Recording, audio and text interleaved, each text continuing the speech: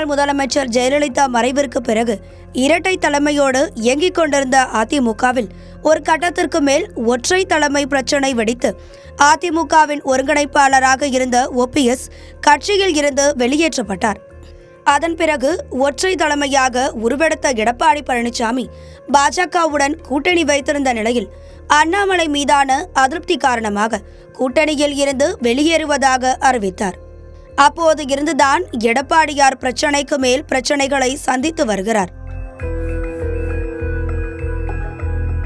அடுத்தடுத்து தொடர் தோல்விகளை சந்தித்ததால் எடப்பாடிக்கு ஆதரவாக இருந்து வந்த மாஜிக்கள் அவருக்கு எதிராக போர்க்கொடி தூக்க ஆரம்பித்ததாகவும் பாஜகவுடன் கூட்டணி வைக்க வேண்டும் என்றும் OPS மற்றும் சசிகலாவுடன் ஒருங்கிணைந்த அதிமுகவை உருவாக்க வேண்டும் என்றும் எடப்பாடிக்கு நெருக்கடிகளை கொடுத்து வருவதாக எம்ஜிஆர் மாளிகை வட்டாரங்கள் தெரிவிக்கின்றன.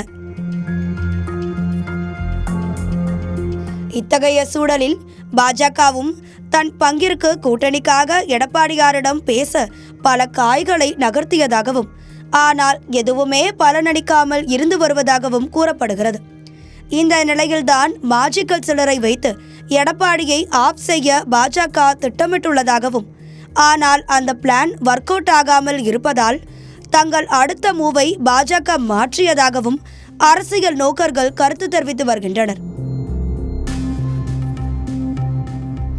அந்த புது வெப்பன் வேறு யாரும் இல்லை, முன்னாள் அமைச்சர் SP வேலுமணியும் செங்கோட்டையனும் தான் என்கின்றனர் விவரம் அறிந்தவர்கள்.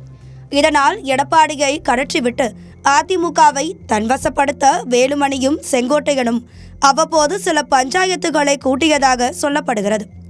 இந்த நிலையில்தான் ஈஷா சிவராத்திரி விழாவில் கலந்து கொள்வதற்காக February 26 கோவைக்கு வந்திருந்தார் மத்திய அமைச்சர் அமித்ஷா. இந்த நிகழ்வில் எதிர்ச்சியாக வந்தது போல் வேலுமணியும் பிரசன்ட் ஆகியிருந்தார். இவர்கள் இருவரும் ஒரே நிகழ்வுக்கு சென்றிருப்பது பேசுபொருளானது. இந்நிலையில் இவர்கள் இருவரும் சிவராத்திரியிலேயே ரகசிய மீட்டிங் ஒன்று போட்டதாக கதை கட்டுகின்றனர் ரத்தத்தின் ரத்தங்கள்.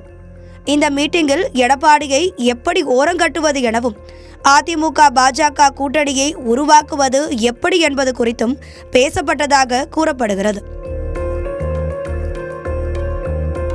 இந்நிலையில் அமித்ஷா சென்ற நிகழ்வுக்கு வேலுமணி சென்றது பற்றி கூட தெரியாமல் இருக்கும் எடப்பாடிக்கு அவர்கள் அங்கு போட்ட சக்கர வியூகம் பற்றிய தகவல்களை தெரிந்து கொண்டதும் அவர் ஏகத்துக்கு டென்ஷனாகி இருப்பதாக எம்ஜிஆர் மாளிகை வட்டாரங்கள் தெரிவிக்கின்றன. மேலும் SP வேலுமணி விரைவிலேயே டெல்லி தலைமையை சந்தித்து அடுத்த கட்ட நடவடிக்கைகளில் இறங்க உள்ளதாக கூறப்படுகிறது. இதனால் அதிமுக தலைமையே மாறுவதற்கான வாய்ப்புகள் உள்ளதாகவும் கூறப்படுகிறது. எனவே அதிமுகவின் தலைமையாக எடப்பாடியாரே நீடிப்பாரா என்பதை பொறுத்திருந்துதான் பார்க்க வேண்டும்.